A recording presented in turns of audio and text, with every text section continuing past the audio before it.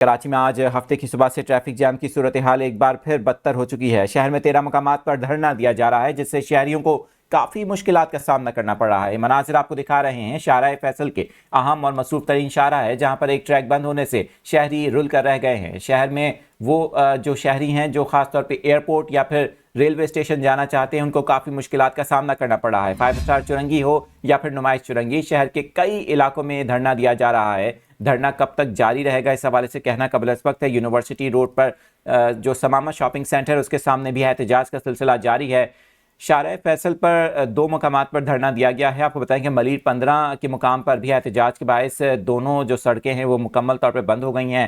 اسی طرح سے سرجانی ٹاؤن روڈ پر بھی مذہبی جماعت کی جانب سے دھرنا دیا گیا ہے۔ شارع پاکستان پر انچولی کے سامنے احتجاج کا سلسلہ جاری ہے۔ اسی طرح سے گلستان جوہر کامران چرنگی پر بھی احتجاج کے باعث ٹریفک کی آمد و رفت معطل ہو کر رہ گئی ہے۔ ٹریفک پولیس کی جانب سے آج ہفتے کی صبح متبادل راستے تو کھولے گئے، لیکن ٹریفک کا دباؤ اس قدر زیادہ ہے کہ ٹریفک جام کے مسائل دیکھنے کو مل رہے ہیں۔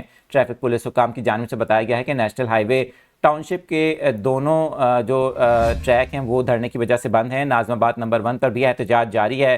کرنگی 2.5 نمبر پر بھی احتجاج کا سلسلہ شروع ہو چکا ہے۔ پاور ہاؤس چرنگی پر بھی مذہبی جماعت کی جانب سے دھرنا دیا گیا ہے، جس سے وہاں پر ٹریفک کی روانی شدید متاثر ہو رہی ہے۔